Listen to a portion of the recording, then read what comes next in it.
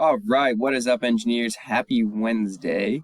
Today, I'm not going to be with you in person, but I am going to do the exact same lesson as I would do if I were there. So, you're still required to follow along with this, finish up the notes from our class on Monday, and then do the activity, the practice for today that will be on Go Formative. Anything that you don't finish in class will be homework. So go ahead right now, make this circuit. I'll move this out of the way so you can see everything. It's the same circuit that we were working with on Monday. We're just going to do some testing with this to finish up the notes on measuring, and then we'll get into the practice. So go ahead, pause this video right now, make the circuit. Once you have that made, then you can unpause and we'll get started. Alrighty, so one thing I want you to check real quick is make sure that this wire right here is going to our positive power rail is connected to the 5-volt power source. Make sure that that's where we're at. Okay, let's go ahead and get started. We're actually going to be picking up with our lesson we left off with on Monday. So we finished measuring voltage. This is just a reminder, so you should already have this in your notes. Make sure that you have your notes out because we do need to finish the notes from the current, measuring current. But this is not something that you should have to write down. You should already have this. So if you remember when we were measuring current, we had to just put our leads at the very start of any of our components and then at the very end. And we had a completed circuit. We had to have a completed circuit to actually measure this voltage. So if you're looking at the current circuit that we have, the first thing we need to do is we need to switch to the right setting. So if we have a 5-volt circuit that we're measuring, which you should have plugged it into the 5-volt pin, we should be somewhere around 5. It's not going to be exactly 5 volts unless you have a perfect Arduino, but it should be very close to 5 volts. So if we're looking at our voltage settings and where we should be at on the multimeter, we have to get the closest one that is above our anticipated value. So the one that we think it's going to be about 5. So the closest one to that that's larger than 5 is 20. If we use 2, we wouldn't be able to measure it because we're anticipating that it's going to be around 5. So 20 is the closest one. That's what we'll switch it to. So we switch over to 20 volts on the multimeter. And then we just take our red lead and we connect that right after our power wire that's going to 5 volts. And we take the black lead and we connect it to the ground or the negative rail before any of our components. And I'm reading 5.05 volts. Okay, so that was measuring voltage. You had to do the same thing for the 3.3 volts. So you needed to switch this 5-volt pin down to 3.3 volts. And again, it should be about 3.3, so we can't use the 2 setting, we have to use the 20-volt setting. If we go ahead and measure, I'm getting 3.35 volts. Okay, so again, that's measuring voltage. That's very easy. Notice that we had a completed circuit, the LED is on, and we were just putting our leads at the very start and the very end of that circuit. So that's pretty easy. Okay, now we're moving to something that is new. We did not cover this the other day, and that's measuring current. Okay, so the difference between measuring voltage and measuring current, and I made this pretty clear in the notes up here that you should be taking down, is that the multimeter will show you the current that is actually running through the multimeter. And so if we want the current to actually run through the multimeter, we need to make it a component of the circuit, which means that we need to treat this multimeter like it's an LED or like a resistor or like a wire, and it needs to actually be doing something. It needs to be connecting something that's going to actually finish the circuit. Okay? So the easiest way to do that is to take out a wire and just replace it with the leads of the multimeter. Okay? So in your do now circuit, you had this wire right over here. And to measure the current, we're going to replace this wire with the leads of the LED. So we need to break the circuit. We literally need to pull this wire out. The LED turns off. We have an open circuit. Okay? And then we need to choose the correct setting on our multimeter. So we're going to have to do a measuring for the 3.3 volts, and we're going to have to do one for the 5. So I'm going to switch it back to 5 just because that's the first one on the line in your notes. But you can do the 3.3 after that. So we have 5 volts there, but we still don't have a completed circuit, and that's the way it's supposed to be. We have to use our multimeter to actually complete that circuit.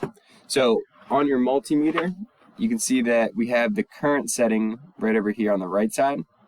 And in this circuit right here, we're going to use the 20 milliamp setting to do the measure, okay?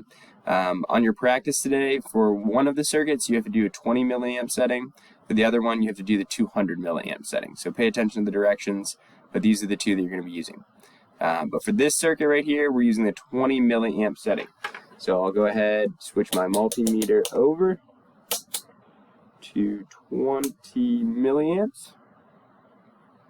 And then remember, I'm making this circuit complete by using the leads of these LEDs. So I'm basically treating these things like they're the ends of wires. So I'm going to take my red lead, I'm going to plug that into the same row where my anode is, and then I'm going to finish the circuit by plugging my black lead into the GND. Oop, looks like my computer shut off.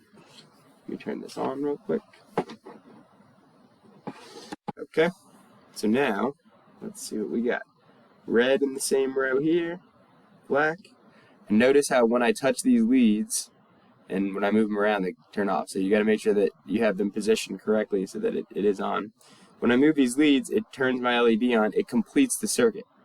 And then if I'm reading my multimeter is saying 13.32. So I have 13.32 milliamps of current flowing through the circuit that's connected to your 5 volt power source, okay? So that's one of the measurements that you need to take. For 5 volts, we have to complete the circuit, take the measurement. Mine was 13.32. Yours might be something a little bit different. Could be a little bit above that, could be a little bit below that, but it should be right around 13. All right, so then I need to switch my power source to 3.3 volts. And we'll see how this affects how much current is flowing through. Same thing, I need to complete this circuit that is an open circuit right now because my LED is off by taking my red lead, plugging that on my positive side, my black lead, plugging that in on my negative side. Make sure that your Arduino's on, and there we go. So when I'm touching these things, remember, if your LED is not on, it means that you're not connected all the way and you won't be reading any current. So make sure that you move them around enough so that you get that LED to turn on and you get a reading. So I'm looking at my multimeter right now, it's saying 6.46 milliamps in that circuit. So go ahead and pause the video and get those readings on your own. Remember, you're going to need one current reading for the 5 volt circuit and you're going to need another current reading for the 3.3 volt circuit. And you're going to need both of those before we move on to the next thing where we do the calculations. So do that, pause, and then come back. All right, cool. So you should have just measured your current. Make sure you have that on your paper. We're going to use that in our next step here. Okay, so instead of measuring resistance, which we will eventually get to, we're first going to try to calculate the resistance in this circuit by using Ohm's law, which is something that we've done before. You guys did some homework practice over this over spring break, so you have experience with this for sure. Now we're just going to actually do it. Okay, so a couple things you need to remember. If we're solving for R, we're covering it up, so we're doing V divided by I. So let me go ahead and get this so I can write on it.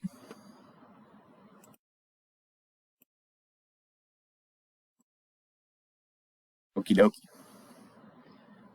So for my circuits, my voltage, and these are the ones that I measured, so you're going to have to write down your ones, but my voltage for the 5V, it's not actually 5, it was 5.05. And my voltage for the 3.3 volt circuit was not actually 3.3, it was 3.35. And then the currents that I measured, the current for my 5 volt circuit was 13.32 milliamps. And the current for the 3.3 volt circuit was 6.46 milliamps. So before I can use my great formula, resistance equals voltage divided by current, I need to convert these milliamps into amps. So remember, milli, that's just times 10 to the negative 3. Move my decimal place back. 1, 2, 3. I'm going to need to put a 0 in there. So 1, 2, 3. So 13.32 milliamps is the same thing as 0.01332 amps. And we can do the same thing for our 6.46. We're moving it back 1, 2, 3, so we have 2 zeros on this one. 0.00646 amps. And then I can do my calculations. So for the resistance in my 5 volt circuit, I need to do 5.05, that's my voltage, divided by current, divided by 0.01332. So if I do that, let's see, 5.05 divided by 0.01332, I get 379.13. 9.13, and remember that unit is in ohms. So that's my resistance in the 5 volt circuit. Okay? Now, let's see what happens when we decrease the voltage. So what happens to the resistance when the voltage is decreased? So we're going to calculate the resistance in our 3.3 volt circuit by using the same equation, voltage divided by current. Except in this case, it's going to be 3.35 divided by the current in that circuit, which is 0.00646. So if we do that, 3.35 divided by 0.00646, we see that we have 518.58 ohms of resistance, which is interesting. So it looks like we have more resistance in this circuit. That's the exact same circuit, but it has less resistance. That's interesting. I wonder why. Well, it's a property of LEDs, and we're going to get into that in a future lesson here. But LEDs do not have a consistent resistance. The resistance of an LED is dependent on the amount of current that's flowing through it. So it's dependent on that current value there. Okay, so we'll get into more of that, but make sure you have these calculations done for your own numbers. So these are not what I want to see in your notes. I want to see your own numbers for the measures that you value, or the values that you measure. Okay, so we're going to go through one more thing before you move into the practice, and that last thing is going to be looking at measuring resistance of just a specific component. Okay, so if we're measuring the resistance in a full circuit, a lot of times we'll just use the calculations because it's very easy to measure the amount of current and the amount of voltage.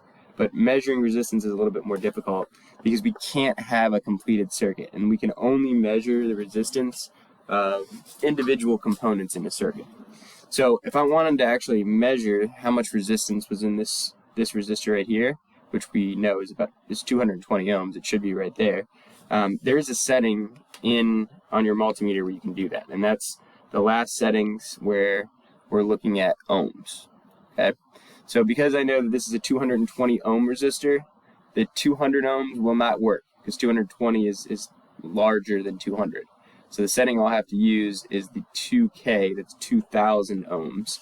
That will be able to measure the resistor. Now remember, this setting is in kilo ohms, so everything that we're measuring is times 10 to the 3, or it's in the thousands. Okay? So if I go ahead to measure resistance, all you have to do is just take your leads and touch them to the two different sides of the component. And when you do that, you should get a value somewhere around 220. So for me, I'm getting right around 200, a little bit more than 200. But that's how you measure the resistance of any component. And you just touch it to the ends and read that value. Okay? So when we do this, you should see that the resistance is actually less than the thing that we calculated. And that's because we have two different components in the circuit. We have the resistor and we have that LED. Okay? So because you have two different components in there, it's not just the 220 ohms of resistance in the circuit, it's them combined together. And we're going to get into more of that as we get into series and parallel. Okay, so we just measured this. Should have got somewhere right around 218. I'll go ahead and put these notes up so you can get them.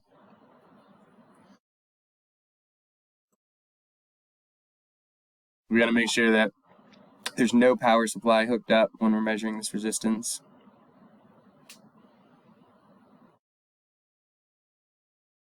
And we can't measure the resistance diodes directly because in order for a diode to actually be allowing current to flow through, there has to be some voltage supply, there has to be a completed circuit. Cool. Okay, so that was the last note from our class on Monday. So make sure you get those all down. We're going to go ahead and move on to the practice. I'm just going to give you a few examples, and then you're going to use the rest of the period and at home to finish this off. Okay, so to get to the practice, you're just going to go to Google Classroom, and this is all on GoFormative. So you can actually do these problems in GoFormative right now as I go through the examples. You already have, half of these circuit diagrams drawn, and you should have good examples to help you with the other ones before we finish this video. So we're actually going to go ahead and start with number 1. Up here it says, for questions 1 through 7, draw a simplified circuit diagram using the standard symbols that we covered in class. When you draw the circuits, be sure to change the settings of your pen. So if you haven't already done so, I'll show you this, but you need to change the settings of the pen so it's thick enough that I can see it, and you can change the colors as well. So let's go ahead and start with this number 1. So number 1 says draw the circuit diagram for this circuit. So that's what we're going to do. Okay, so first thing you need to do, if you haven't already done so, is to change the color of your pen to black there, and then change your thickness to be one of these thicker ones so I can actually see it. And then you hit OK. So if we're doing a circuit diagram, the easiest way to do that is to actually start with your voltage source. So we'll go ahead and start with our battery, and we do that on the bottom. Remember, we have our positive side of the battery, and we got the negative side. So right here, I just drew out my voltage source. That's just coming from the Arduino. And then if we look, so on the positive side, this circuit is starting going through this positive power rail, through this wire, into the resistor. So the first thing that's going to come after this positive side of the battery is one of these resistors. Okay, so we've got the resistor. If we look, you can see that after the resistor, it just goes through a wire and then goes right into the negative power rail, which is connected to ground. So there's nothing else in here. I can just finish my circuit and I'm done. That's it. It was that easy. Okay, so this is the simplified circuit diagram of this picture. Notice that we just have one component. It's wired in series right there. Goes to the negative. So that was number 1. Hopefully you got that down. Let's go ahead and move on to number 3. So the next one that we're going to do together is number 3. This one a little bit more complicated because we have two different components here. We have an LED, which has an anode and a cathode, and then we have the resistor. So we already know how to do the resistor. Haven't worked with this yet. So let's go ahead and see what it looks like. Remember, we start with our voltage source, which in this case is our Arduino. And then we have to look. So going from the positive, where we start. Well, instead of starting with the resistor, this time we're actually starting with an LED. And so if I'm thinking about what part of the LED is connected to this positive, it has to be the anode. If you remember, the symbol for the LED is a triangle with like a little negative sign on one side. The side with the negative sign, that's your cathode. So we don't want to start with that. We want to start with the triangle here, and then we draw our negative. So that's representing this first LED. And then when we come out of this LED, the next thing that we do, we go through this wire here, then we go into the resistor. So we need to draw a resistor. And then out of the resistor. And after we do the resistor, there's only another wire that's just taking us to the ground, or taking us to the negative power rail, which is taking us to the ground. So we can just close this off, and we're done. Oh, I almost forgot. This is just a regular diode. To make this an LED, you need to draw these little arrows. So now we've got it. Pay attention, we have to have this diode in a very specific way, with the anode connected to the positive, the cathode connected to the negative, and then in between the negative and the ground, we have this resistor. So we need to make sure that that's included in the circuit as well. And if you look at the diagram, that's exactly what's going on. Okay, so that's another example there, number 3. We're going to do one more together, and that is number 5. So I'm going to show you an example of a circuit where we have these components in parallel. So everything that we've looked at so far on the measuring circuit that we did, that was all components that were actually wired in series. So all of the electrons were flowing through both the resistor and through the LED. In this circuit here, that's not the case, because we can see that there's 2 different legs, 2 different LEDs that are connected to the positive power rail. And then those same LEDs have their negative, their cathodes, connected directly to the negative power rail. So we have basically 2 LEDs that are connected in, we call this in parallel, in this circuit. And so the electrons are going to have to choose. They're going to be like, well, do we want to go through the first LED, or do we want to go through the second LED? And that's going to cause a different amount of current in a circuit. So on your last 2 problems, where you're building one circuit that's in series and one that's in parallel, you should notice that there's different amounts of current flowing through. That's because these electrons have to choose. In a series circuit, they don't have to choose. They're going through all the components. But with this parallel circuit, that's not the case. They have to choose which component they're going to go through, and that's going to affect how much current we have. Okay, so I'm going to show you how to diagram this, because you do have a few other problems like this. So if you're stuck on those, this is obviously where you can get that help. But just like when we did our circuits that were in series, we still start with our voltage source, which is the volts coming from the Arduino. But this time here, we have 2 things that are connected directly to this positive part of our voltage source. So we're going to have 2 things coming off of this same wire. Okay. Now, what are those things? Well, those are the LEDs. And so an LED has an anode and has a cathode. Because these are connected to the positive side here, you have to have the anode on this side, and then the cathode on the other side. And then we got to represent these as LEDs with the little arrows. And there we go. So this is just showing, okay, we got this wire going, and then connected to the same wire, we have both anodes. And then both cathodes are connected to the same wire. So we'll take this over here, and we'll make this the same wire. And that wire is connected to the GND, or the ground. Okay? So this, again, this is an example of a parallel circuit. Series and parallel. We can have either components wired in series, or we can have them wired in parallel. It's going to be really important, especially when you get to the last 2 questions, that you wire these up correctly, because when you do measurements with the components in series, it's going to be different than when you do it with them in parallel.